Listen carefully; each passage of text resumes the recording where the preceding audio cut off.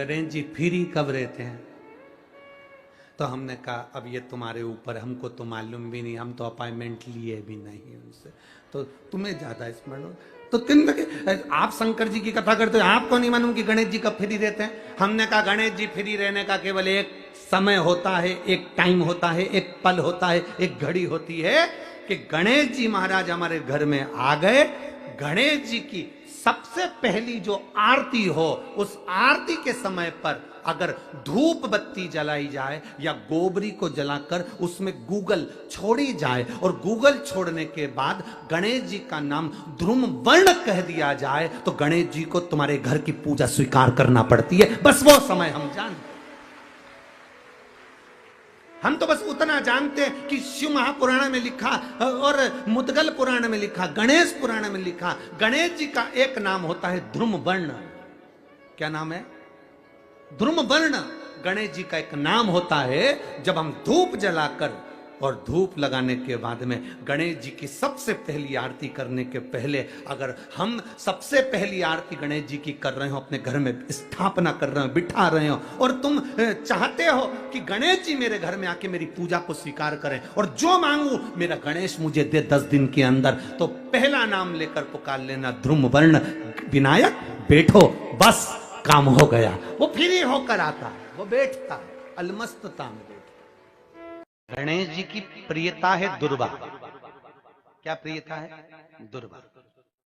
कितनी दुर्वा गणेश जी को समर्पित करी जाती है? मात्र 5। कितनी? आज के जमाने में लोग गट्ठा बनाकर चढ़ा दें, वो अपनी जगह पर है। 5 दुर्वा पंचम इंद्रियों को वश में करने के लिए और भगवान के 5 जो स्वरूप हैं उनको अपने भीतर उतारने के लिए 5 दुर्वा। और दुर्वा में भी 3 गांठ। जब दुर्वा समर्पित करी जाती है तो उसमें नीचे दुर्वा की डंडी पर गांठ रहती है, 3 छोटी छोटी गांठें होना चाहिए। कितनी गांठ? जो भगवान को समर्पित करी जाए। आज मालिनी को बहुत तकलीफ दे रही है, तो सफेद दुर्वा, जहां पानी वाला स्रोत होता है, जहां पानी भरा हुआ होता है, वहां पर एक दुर्वा लगी होती है, सफेद दुर्वा। जैसे हरी दुर्वा होती है ना गणेश जी को चढ़ाने वाली, ऐसी सफेद दुर्वा होती है।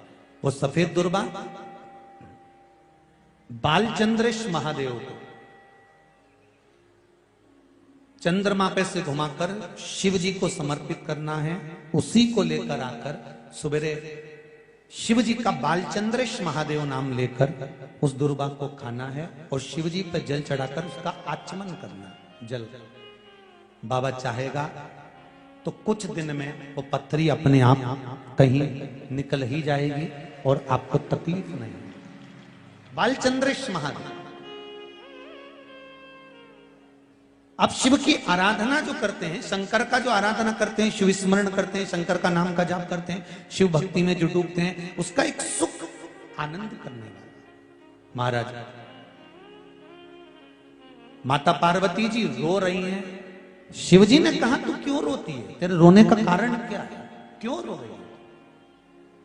किस लिए रो रही? प्रभु मेरा पुत्र आज मुझे गलत दृष्टि से देख रहा है, इसलिए मुझे रोना आ रहा है। शिव जी ने कहा चिंता मत कर, इसका अंतिम समय आ गया। जब व्यक्ति अगर माता को गलत दृष्टि से देखने लगे तो उसका अंतिम समय आने में देरी नहीं लगती। शिव जी ने उसी समय पर काल भैरव को प्रकट करा और भैरव को प्रकट कर कर उसी समय पर भगवान शंकर ने उस अंधकासुर के प्राणों को हर लिया। भगवान देवाधिदेव महादेव उस स्थान पर खड़े होकर स्वयं काल भैरव को वर प्रदान कर देते हैं। हे भैरव, तो जगत के कल्याण के लिए तेरा प्रागट्य हो, जगत कल्याण के। ये श्रंभेश्वर महादेव जो नाम है,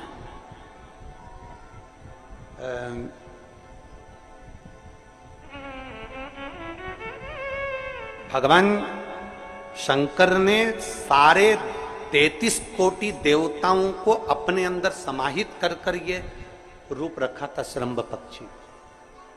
33 कोटि।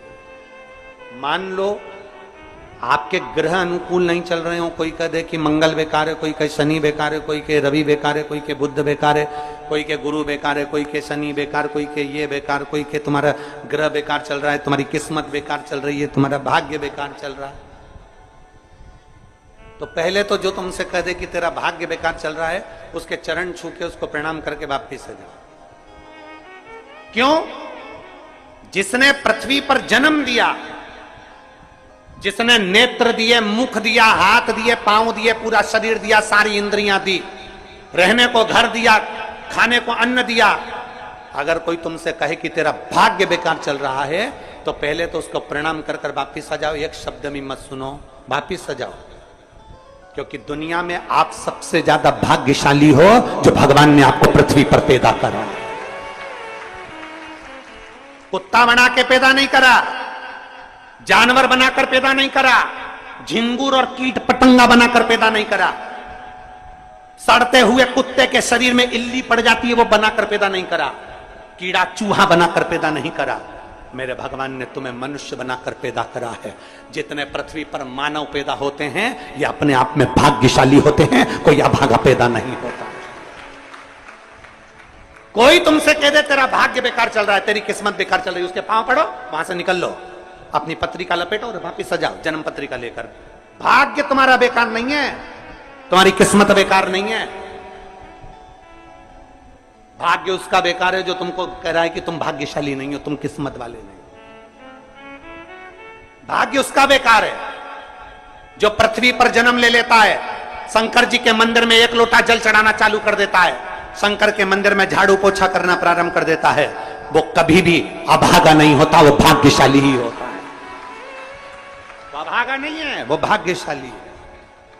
और जितने पृथ्वी पर मनुष्य जन्म है, चाहे वो छोटे से छोटा, बड़े से बड़ा, आपका हाथ पैर शरीर सब भगवान ने दिया है, आपको करोड़पति बनाकर पैदा करा है, फिर भी आप अपने आप को अगर अभागा समझते हो तो आपके ऊपर है।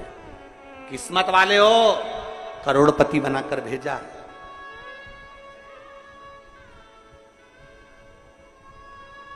कुत्ता 1000, 10,000, 20,000, 25,000, 50,000 में बिकता है।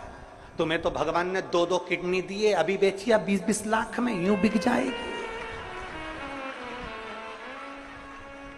भगवान ने नेत्र दिए 50-50 लाख में, अभी बिक जाए 5 लाख में। एक एक शरीर भगवान ने कीमत वाला बनाकर भेजा है। किसी डॉक्टर के पास बैठना और पूछना कि कौन से अंग की कितनी कीमत होती है, वो डॉक्टर बता देगा कि तुम्हारे शरीर की क्या कीमत है। और उसके बाद भी कहते हो कि हम अभागे। बताने वाला कह देता कि तुम भाग्यहीन हो, तुम भाग्यशाली नहीं हो, तुम किस्मत वाले नहीं हो। वहां से पत्रिका उठा चल दो, कहते मेरे बाबा ने मुझे भाग्यशाली बनाकर भेजा है।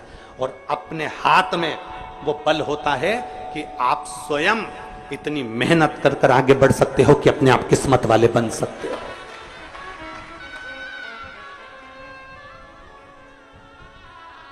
अपने आप। और हम तो बाबा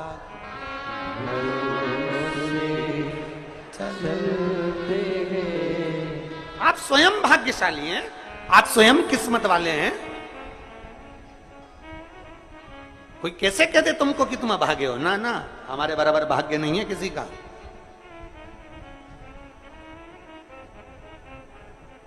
तुम्हारी ग्रह खराब है, तुम्हारे ग्रह खराब है। संभेश्वर महादेव का नाम 7 कनेर के पुष्प, कितने? 7 कनेर मालूम है? ये रोड पर जो जाते हो डिवाइडर में पीला पीला फूल लंबा, जो कि पशु पक्षी कोई नहीं खाता, जहरीला फूल माना जाता है। कनेर के 7 फूल, एक बेलपत्र। जिस समय पर कनेर का फूल बेलपत्र के साथ चढ़ाया जाएगा तो 7 कनेर के पुष्प सीधी बेलपत्र पर आपको रखना। 2-3 प्रदोष कर कर देखना। अगर कोई आपसे कहे कि आपका भाग्य ठीक नहीं चल रहा, आपकी किस्मत ठीक नहीं चल रही, आपके ग्रह ठीक नहीं चल रहा है, आप भाग्यशाली नहीं हो, पहले तुम वहां से उठ जाओ। उसके बाद में देवाधिदेव महादेव के पास 7 कनेर के पुष्प एक बेलपत्र में रखकर नंदीश्वर के पास में बैठकर श्री शिवाय नमस्तुभ्यम बोलकर अशोक सुंदरी वाली जगह पर स्पर्श कराकर भगवान शंकर पर 7 फूल के साथ बेलपत्री की डंडी अशोक सुंदरी की साइड हो, ऐसा स्मरण करते हुए शिव को समर्पित कर दे। वही बेलपत्री 5 बार नमः शिवाय या पंचाक्षर मंत्र, षडाक्षर मंत्र या श्री शिवाय नमस्तुभ्यम बोलकर वही बेलपत्री 3 प्रदोष, 4 प्रदोष, 5 प्रदोष, 2 प्रदोष, जितने प्रदोष आप चढ़ा रहे हैं प्रदोष काल में, वो बेलपत्री लाकर अपने कक्ष में अपने पूजन वाले स्थान पर रखते जाओ। एक बेलपत्री एक प्रदोष पर लाओगे, अगला प्रदोष आएगा, कितना अंतर पड़ता है आपके भाग्य बदलने में, आपको खुद मालूम पड़ जाएगा कि आपकी किस्मत कैसे बदल गई। मेहनत आपको करना है, परिश्रम आपको करना है, लगन आपको लगाना है, और बेलपत्री और कनेर का पुष्प शिव को चढ़ा। तो जो चतुर्थी का पूजन करने वाली होती है, जो चतुर्थी का नियम व्रत धारण करने वाली होती है, बड़ी बड़ी चतुर्थियां करती हैं या उसका नियम धारण करती हैं, तो चतुर्थी का जो पूजन करती है वो किस चीज के लिए होता है? केवल संतान, पुत्र, परिवार, हमारा कुटुंब, हम जिस कुल में है हमारा कुल वैभव की ओर बढ़े, संपदा की ओर बढ़े और उसकी आयु बढ़े, उसकी आयु बढ़े, वैभव बढ़े। चतुर्थी के दिन 7 गांठ वाली दुर्वा 21 ले लो और चतुर्थी के दिन गणेश जी को समर्पित कर दो। पंचमी तिथि को उस दुर्वा को उठाकर दूध में डाल दो और उस दुर्वा को दूध में डालकर उस दूध में उस दुर्वा को मल लो, और जिसके सफेद चमड़ी पड़ गई हो, चर्म रोग हो गया हो, उस दूध को उस दुर्वा के साथ, दूध नहीं भी हो तो पंचमी के दिन दुर्वा का लेपन शरीर पर कर लें। आधे घंटे तक करने पर पंचमी को प्रदोष काल में स्नान कर लें। महाराज आपको चर्म रोग में आराम लग जाएगा, सफेद चमड़ी अपने असली रंग में आना प्रारंभ हो जाएगी। आज भी नियम है, जिसके घर में ज्यादा चूहे होते हैं ना, 5 लड्डू चतुर्थी के दिन सोबरी ऋषि के नाम लेकर घर में रख दो, जिंदगी में कभी चूहा नुकसान नहीं करेगा घर में।